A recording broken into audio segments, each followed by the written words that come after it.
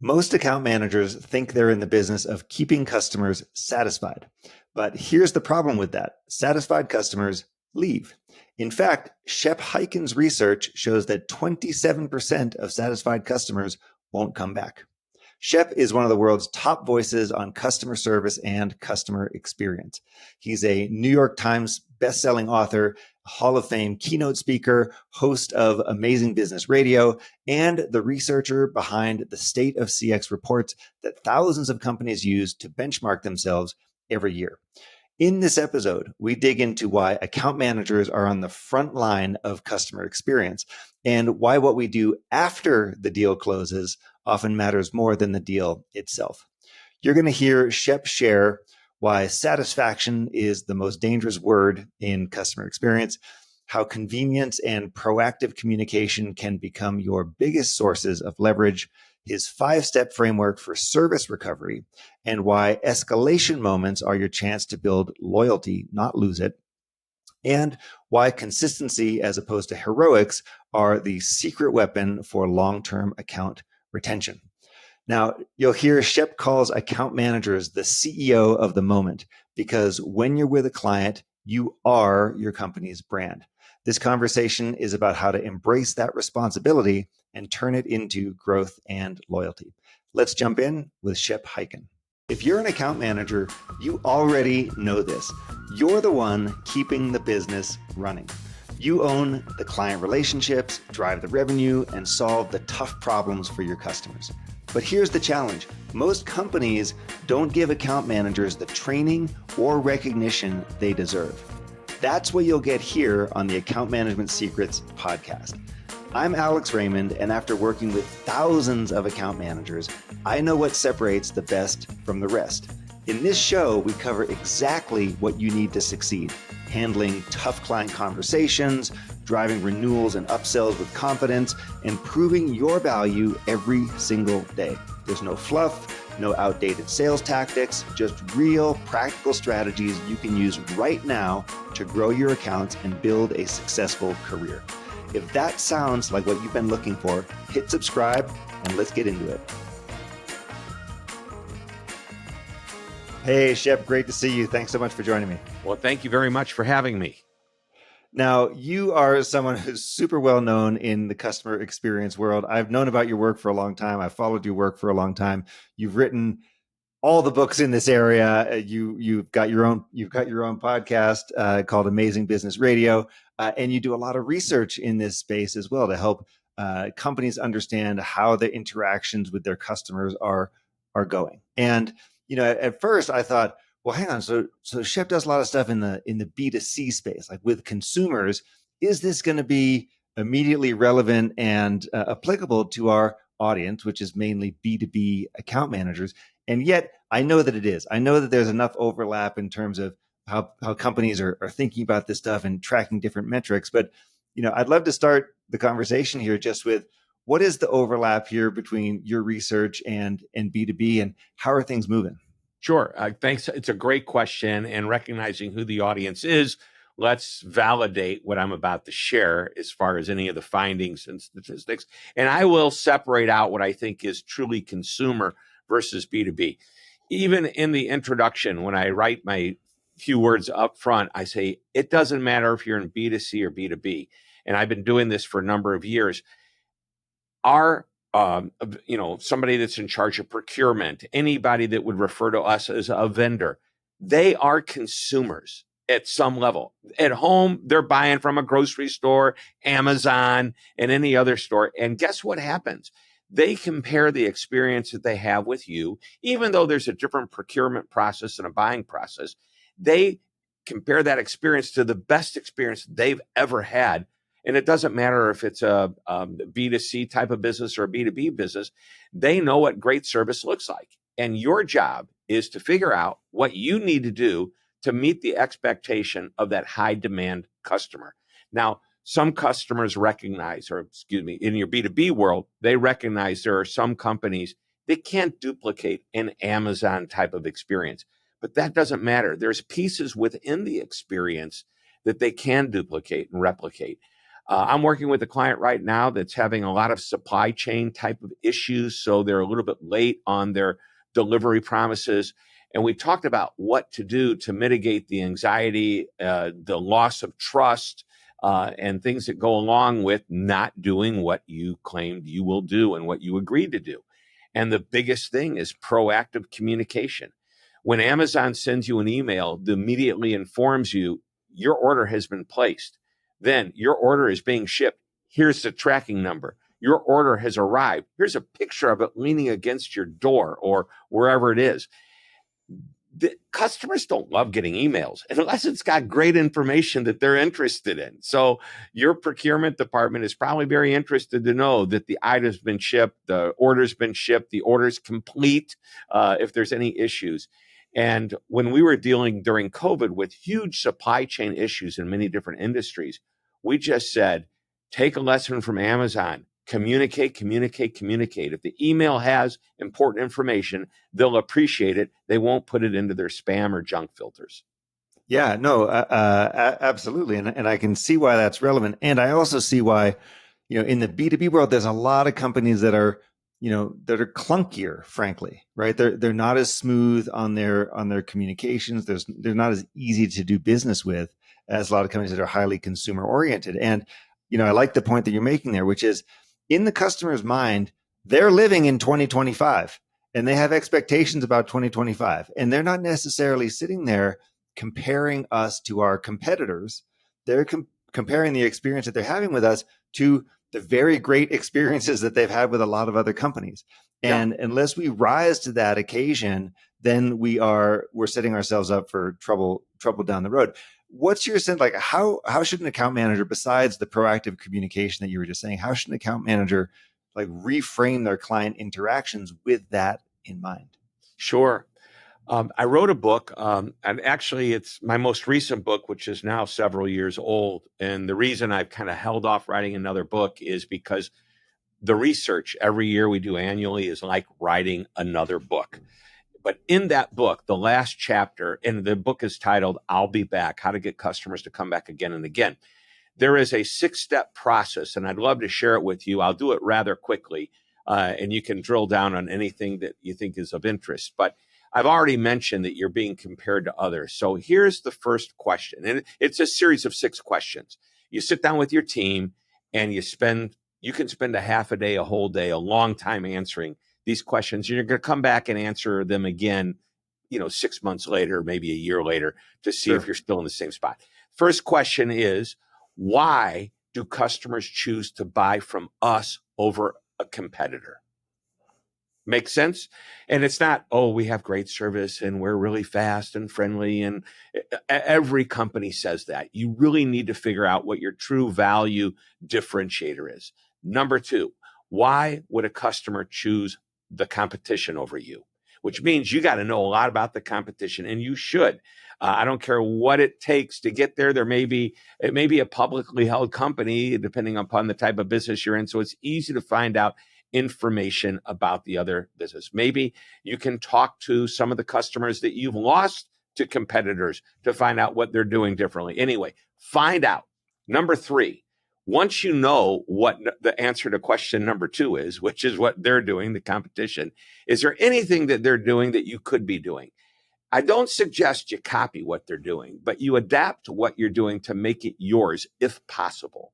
And it reminds me of the amenity wars that happened with hotels years ago when somebody said, hey, let's get really fluffy towels and we'll advertise our towels are fluffier. And then the hotel across the street said, hey, did you see what they're doing with the fluffy towels? We can do that too. Hey, we're gonna sell our mattresses. We're gonna sell the bedding. Right, exactly. Or let's talk about newspapers. Some smart hotel manager said, let's give away a newspaper. When you come down for your coffee, there's a free newspaper on the desk for you. Then the one across the street said, did you see what they're doing? Let's do it better. Let's put that newspaper at their doorstep. And wow, that was an improvement on something that was already a good idea. And then somebody else said, let's give them a choice of newspapers to put under their. You see what's happening here is the amenity wars allow you to upgrade. So that's what you're doing with number 3 is you're comparing what the competition is doing that you could be doing, and then modifying it. Now we get to number 4. We're going to talk similarly about what we started off this whole conversation with. What are your favorite companies to do business with? Doesn't matter, B2B, B2C. What is it that you love about them? And get really, really specific. I mentioned the emails. We were doing this with a client in a workshop, facilitating it. And somebody said, Amazon's my favorite company. Why? I just love that they send me all this information, et cetera, et cetera. And gentleman in the back raises his hand, one of the higher leadership people in the company. And he said, we don't want to send our customers a ton of emails. They already get enough emails. They're not going to read them. And we stepped up and saying they won't read them if they're not relevant. They're very relevant in this case, and they will read them. So are you communicating enough? And that was like, oh my gosh, maybe we need to do that more. But what companies do you love the most? Why do you love them? And is there anything you can do, even if they're far outside of the industry? What can you do in your company to emulate what they're doing? Modify, do whatever. So that's question number 4. Number 5, actually, that is number 5. Once you list all of these things out that you love, what is it that you can do from these and modify? And that becomes number 5. Now, what happens is with question number 6 is you go back to the beginning and say, what are the differences now? Why would somebody do business with us now that we've done all this? Looked at our competition, looked at the rest of the world. And what this does, it allows you to go from maybe best in your industry, if that's what you're striving for, to be world class, not just industry class. So when you start to become world class, boy, I mean, the world opens up from the standpoint of, if you think about it, when I could be talking to somebody about, copy machines, and this particular brand is, are you ready for this? The Cadillac of the industry. That's an old expression. This copy machine isn't anything to do with a Cadillac. But that's what we're being compared to. Oh, wow, they're like Amazon. Well, no, they're not Amazon, but they're doing things like them. And that's what we're being compared to. And I would love to see more and more B2B companies, especially account managers who are calling on customers, start thinking about what they can do to be world class, not just industry class.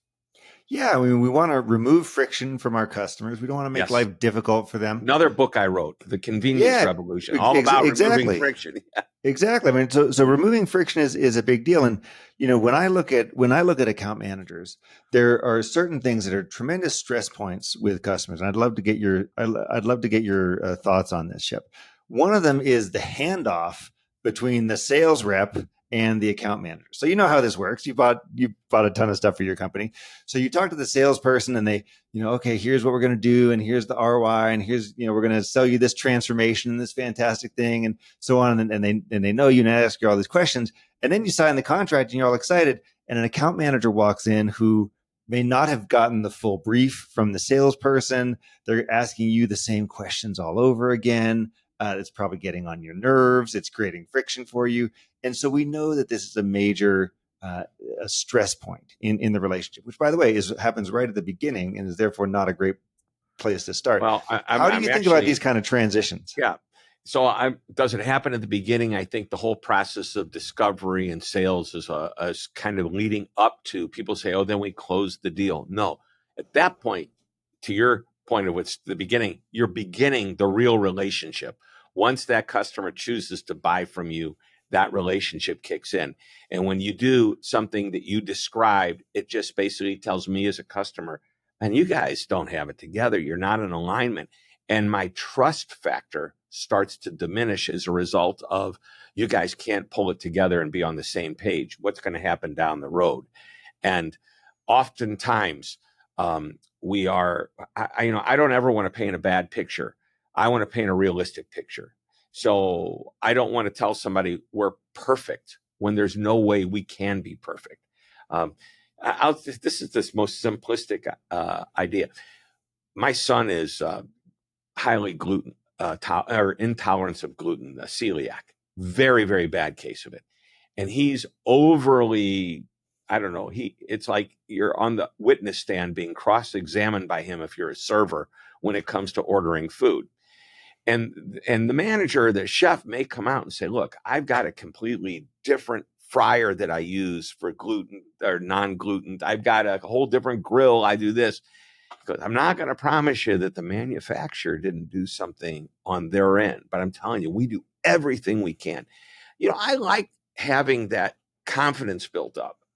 And at the same time, they're very realistic. They're telling me, look, we're doing everything we can. There's some things that could be out of control.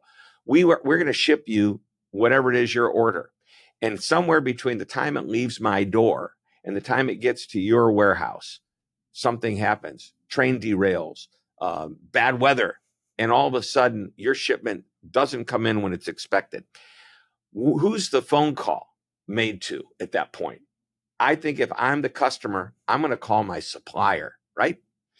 I'm not going to call UPS, FedEx, the US Post Office, even though I might even have the tracking information.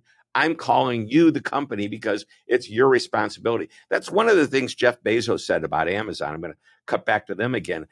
They wanted perfect service, and perfect service to him meant the customer would never, ever call us. And that was fine. Now, today, Amazon controls the shipping with, they have their own planes, they have their own cars and trucks and everything else. But back then, once it left the warehouse, totally out of the control. And they realized the customer's calling Amazon when there's a problem, even when it's not their fault. So I know I'm going a little bit off on a tangent, but we have to understand that we need to be in alignment with everything.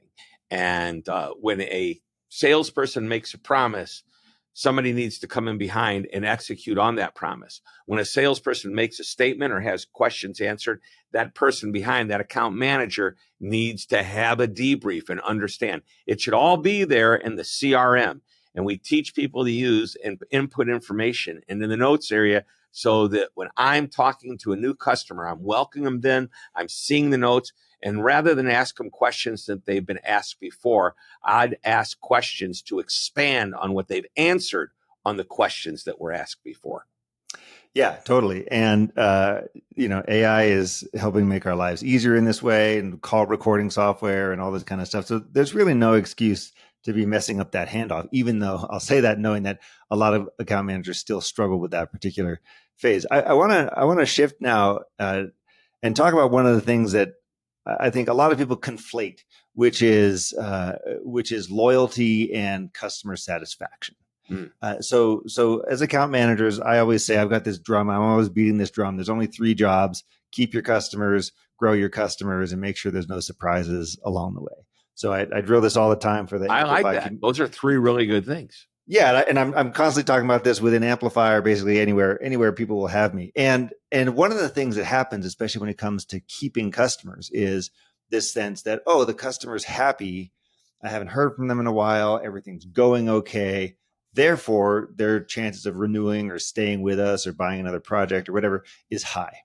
And sometimes that's the case. It always feels really bad when that's not the case, but you've got specific research. You've got research that says that 27% of quote unquote satisfied customers will not return. And that sounds like, ooh, maybe we're measuring the wrong metric here, or we're thinking about this differently. How does an account manager use that information to reframe their thinking around satisfaction versus loyalty? So the question that we asked, and it took me several years to get to the right question, and it came from a study at Vanderbilt University, the original concept, where they said, depending upon the industry, 25 to 40% of satisfied customers don't come back. They were talking a lot about hotels and restaurants. It gets even higher in those hospitality areas. And I thought, wow, what's the question that they're asking? So I find over and over again talking to my, I don't know, what they call them, quants, that are these people that are just really super smart people. Oh, the analysts. Yeah. The analysts helping me come up with the right question over the years. And we finally got to it. And this is the question. If you were to rate the customer experience on a scale of 1 to 5, where 1 is bad, 2 is fair, 3 is average or satisfactory, nothing to really complain about, nothing to write home about either, right? 4 is good, 5 is excellent. How likely is it you would return to a company or a brand if you rated them as a 3, average or satisfactory? That's the question. Fair question. And 27% said either not likely, which is 19% of the 27, and 8% of the 27% said not coming back at all. Okay. So not likely or never. That's an eye-opening stat, because here's what happens with satisfied customers. They don't complain, but they don't, rave about you. One day they just leave and go, what happened? I wrote about this concept probably back in the 1990s. I called it the dangerous customer, not because they come in and do something dangerous to you physically, but dangerous to you at the bottom line when all of a sudden they just don't show up anymore. Why? Because you didn't give them a reason to do so. So that's where that whole concept came from. When I read that, I go, wow, that is an amazing stat or fact. And if that's the case, we need to do two things. Number one, get beyond satisfactory. And to me, the way to deliver on, here's what companies refer to as amazing. When the word always is in front of something good, and there's one statement at the end that I'll share with you, always something not so good, but it still works. Boy, they always get back to me quickly. They always do what they say they're going to do. They're always so helpful. They're always so knowledgeable. And here's the last one. Even if there's a problem, I know I can always count on them. So that word always is a real important piece of it. And always is consistency. The hardest part about being amazing is consistency, because it's impossible to be perfectly consistent. But what is possible is when you find out if you're not, to do something about it that restores that customer's faith in you. So what we want to do is be in constant contact with, and that's what account managers do. They're following up, making sure their accounts are happy, satisfied, not the word I want to use, but somebody say, yeah, they're very satisfied. By the way, if you put an adjective like very in front of it, it's all right. Now, you and I have the same hairline, but if we were to get a haircut and somebody said, that's a mighty fine haircut, fine is okay. But if you walked away from a place of business, they go, how was the experience? You go, it was fine. Fine is not okay. So you got to put an adjective before the word fine. I refer to fine as the F-bomb of customer experience. It's the 4-letter word that starts with F that we really don't want to hear come from our customers' mouths. Yeah. Well, I'll tell you, I've saved a lot of money on barbers over the past decades. Yeah, I can certainly, me as well. I invested in the stock market. I bought Oracle stock with it lately, and it's. So we know we're out of the satisfied zone and we're into the loyal zone when we start to hear always. We're always on time. We always deliver on our promises and stuff like that. What other indicators are there that we're out of the satisfied zone and in the loyal zone? So we want to watch our numbers. I think numbers will tell you everything. If you start to see, so in that book that I mentioned, I'll Be Back, the reason I wrote the book was because somebody I was working with said, we don't measure customer satisfaction. We watch behavior. Now, they do, in fact, measure customer satisfaction, but they put a bigger emphasis on the behavior by watching the cadence of a specific customer. And they start to notice if there's a change in that cadence, up or down. They want to know. By the way, if it's flatlined, are they doing okay? Are they improving and just not buying from you? But by watching the cadence and the behavior of the customer, that's a real important piece of it. One of the things I recommend to my B2B clients is to stop thinking yourselves as the vendor and try to figure out a way for that customer to think of you as their partner, meaning you understand their business well enough to help them be more successful, to tell them how they can buy from you more efficiently, which could save them cost. It could save them effort. All kinds of positive things can come from that. When you start to understand their business so well and who do they sell to and what you can do to support that effort as well, that partnership is like a vendor relationship on steroids. Partner is definitely the key word here. We've talked about that a bunch on this podcast and within the AMplify community. This is totally where we're going, and I hope that people are getting that point and starting to think there. Part of being a partner, actually, as a transition to the next thing I want to talk about, part of being a partnership is what to do when everything hits the fan. What do we do when things go wrong? Now, happens all the time. Sometimes it's our fault. Sometimes it's not. The product doesn't work. Somebody doesn't show up. We've got some issue, whatever. There's a million things that can go wrong in these kind of relationships. You talk about a service recovery framework and a way Yes. of communicating this to the client and getting back to them. Now, as you said, loyalty is built and trust is built when these things happen because people understand, hey, sometimes the mailman is late. Sometimes these things we get delays. Sometimes things happen. It's how we react to those and it's how we deal with that stuff that's important. And if we really do want to be a partner instead of a vendor, we've got to behave that way, which includes managing, well, first of all, expecting that these things are going to happen sometimes, but then secondly, having a really good system for it. Walk us through what that service recovery framework looks like in this context. Right. The first two things that have to happen is an acknowledgement and an apology. Okay. And I don't care if it's your fault or not. You can say, I'm really sorry this happened. You didn't say, I'm sorry we did it to you, but I'm sorry this happened. An acknowledgement. I would feel the same way. I understand your frustration. You have customers waiting to buy whatever it is you sell, and somehow or another your order didn't get to, whatever it is, doesn't matter. So number one, apologize. Number two, acknowledge, or flip it around, acknowledge and apologize. Those belong together. Number three, what's the resolution? How can it be fixed? Is it something we can handle immediately or close to immediately, or is it something that's going to take time to work through and take care of? Doesn't matter, but you discuss the resolution and you come to an agreement with that resolution.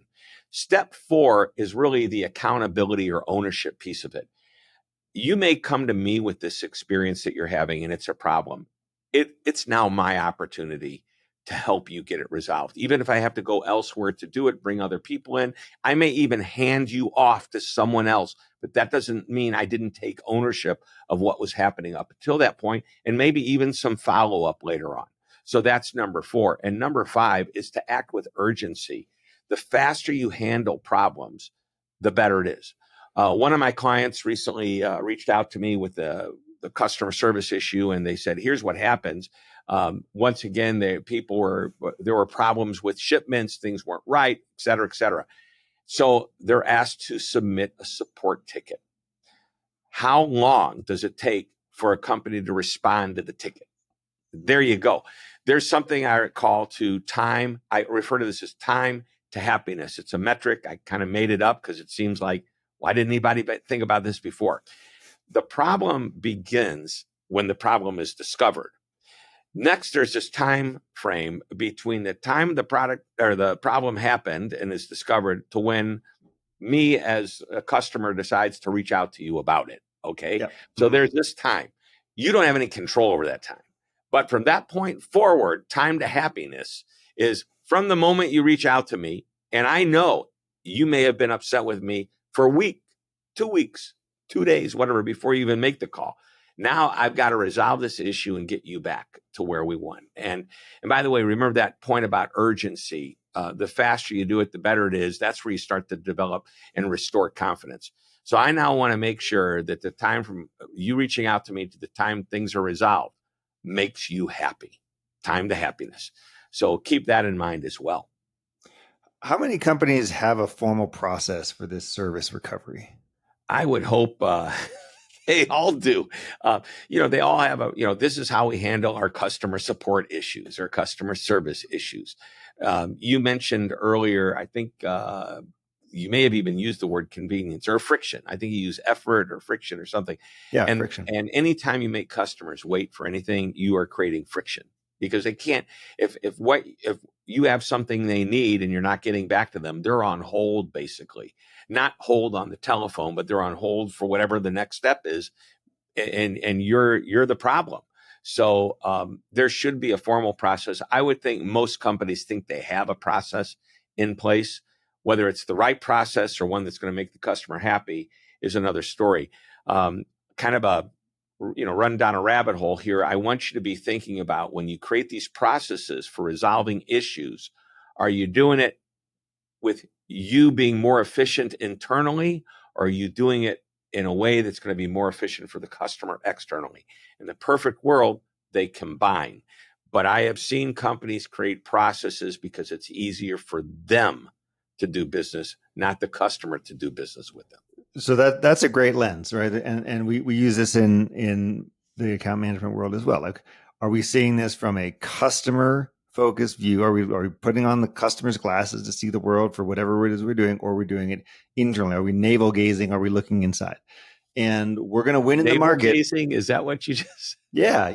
Like looking inside. We're looking at our own bellies instead of thinking about the customer. If we are not looking at the world through the customer's eyes, we're not setting ourselves up for success, right? Like we've got to say, how are we making life better for our customers, throughout this entire thing? And this actually brings up another point. You have talked about the fact that customer experience isn't a department, right? Yep. It's not that it's a culture inside the organization. And I think this is a great idea. Like when we're designing things, do we truly have the voice of customer in the room? Are we truly thinking about how this matters to them? I mean, think about how many customer journey maps you've seen out there that are entirely about us and barely ever about the customer. But I want to come back to culture here for a second. So, if customer experience is a culture, not just a department, account managers have got to understand that. We've got to fit into that framework. We've got to influence internally. How do you see this playing out? Like, how do we build a true culture around customer experience? Sure. I'm going to answer two questions in one. And I want to go back to what you said just a moment ago when you set this up. When you said, are we looking through things through the lens of the customer versus the navel, which I've got this smile on my face as I visualize that. Customer focused. And that's what I call it. You can call it customer obsessed. You can call it anything. What that means, to your point, Alex, is that we're always thinking about the customer when we're making decisions. I do not want anybody listening to think that means we always have to make decisions that favor the customer, because some of the decisions we make are hard and we know the customer's not going to like them. But we know we have to do them for a number of reasons. And it's not because it's better for us. No, it's because we can't give the customer what we've always wanted to give them. Let me just give you some example. Like, what does this really mean? Let's say I've got a product line. There's 5 options in the product line. And one of the options doesn't do very well. So what do we decide to do? It's not financially feasible for us to keep this open. It means if we keep this option available, it's a drain on these other 4 resources. And it's actually going to drive the cost of these 4 up. So what do we need to do? We need to drop this. Some customers are not going to be happy about that. But when we go to them and we explain what we're doing, why we're doing it, and we give them good alternatives that might give them something even better than what they expected, that's what we do. Meanwhile, the 4 options that we're working, we're able to be more efficient and better at it, and maybe even reduce costs, allows us to pass maybe some of that on to the customer, or allows us to give the customer the same thing they always had, and we even make a little bit more as our margin on it. I'm fine as long as we're thinking customer focused and understanding that think about just some simple price increase. Well, our materials are going up. We have to pass it on, because if we don't, we may not be able to afford to stay in business. Or maybe we have to pass on the price or raise the price a little bit because we want to continue to give the same level of service, and we can't do it. And here's the other thing. It's in our research that over half the customers, just over half, price becomes less relevant when you deliver the value in the form of an experience. All right, now let's switch now. We've talked about that customer focused mentality. The culture comes at the very top when the CEO, the president, the owner of a business, whatever decides, we are going to be a customer focused company. In order to do that, it has to be a culture. Go through my 6 steps real quick. Notice I have all these steps and processes. You're good with Number 1 is you define what that wants to be, what you want that culture to be. The Ritz-Carlton, very forward. By the way, a lot of their customers don't know about this. Internally, it's we're ladies and gentlemen serving ladies and gentlemen. When you come to the Ritz and the hospitality organization, you funnel that to the new employees. Every day, there's reminders of this mantra. I call it a mantra, one sentence or a phrase. I just work with a grocery store chain, Hy-Vee. Their big mantra since 1963, and they've not deviated from this, is a helpful smile in every aisle. Ace Hardware, the helpful hardware place. Here's one. They sell B2B computers. They're in the computer business and sell cloud services and that type of thing. And this is what and it's written and it's etched into their wall. We love our customers so much that when we kiss them, their lips bleed. Okay. Now I refer to that as a passion statement. So I want to know, I realize you can't really make their lips bleed and you're never really going to kiss them, but what are you doing? Like, what are the non-negotiable behaviors that drive that? All right. So define the mantra. Or your one sentence. Number 2, communicate it over and over again. Number 3, train everybody to it. Even people who aren't customer facing need to recognize they have a role in the customer's experience. Somebody in the warehouse packs a product up, ships it out to somebody. If it's incomplete, we've got a failure. The account manager is going to hear about it. The salesperson is going to be upset. They're going to lose. Everything's going to be bad. All right. So that's number 3 is training. Number 4, management, supervisors, anybody that has people reporting to them, they need to act in a way the way we want all employees to treat customers. They become role models. Number 5, these same people defend when things are out of alignment. It could be a person who isn't quite doing what they're supposed to do and is not very customer focused or is not thinking in terms of the customer. They just seem to be doing their job, going through the motions, or it could be some bigger problem. Their CEO could be looking at a region saying, boy, this whole region, their numbers are down. Why? Let's find out. Defend that culture. And number 6, celebrate it when it works. So you define it, you communicate it, you train everybody to it, you act as role models, you defend the culture, and you celebrate it when it works. 6 steps. All right, I love it. So that's the transition, and that's the challenge for everyone who's listening, is to adopt, that kind of culture. Well, Shep Hyken, great to have you here. Thank you so much. You shared all these 5 and 6 point frameworks. So let me read back to you some of the things that I'm taking away from this episode to see if I got these right. Okay. Okay. Firstly, and how it relates to account managers. Firstly, retention is not a satisfaction lens. We want to be focusing on loyalty. Second, I got that convenience is actually a tremendous source of leverage for us. So we can lever convenience there. The third thing I heard was that service recovery is a loyalty strategy. So getting that right is a way to build trust and to become a partner for your customers. I also heard you say that consistency beats heroics. So if we get used to doing the same thing every time, we have a process for doing things, then we don't have to be running around reinventing the wheel or relying on one person's heroic acts. And then finally, I am hearing that account managers are at the front line of customer experience when it comes to B2B. We're the representatives, we're the people, we're talking to the customer all the time. We are there. So to me, this is a great way for us to learn about a new area, customer experience, see how that applies to the account management world. What do you think of my summary, and any last thoughts? There's a lot there. I mean, the last one I refer to that, you're right on the front line as an account manager, talking to your clients and your customers. You're the CEO of the moment. That's an awesome responsibility, because at that moment, people say, I love doing business with them. And it's an individual that is out there talking to the client. And so that's an important responsibility to recognize.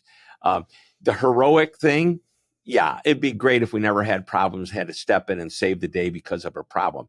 Now, our customers may come to us with something they need, an emergency, and we get to step up. We can't wait for those days to make that happen. So consistency and an experience that the customer wants and expects, so they can use that word always in front of the positive things we talked about earlier. So you did a great job summarizing. Wow. All right. Awesome. Well, thank you very much. That many notes. I'm impressed. Thanks for sharing. Appreciate you being here and giving us this tour of CX. My pleasure.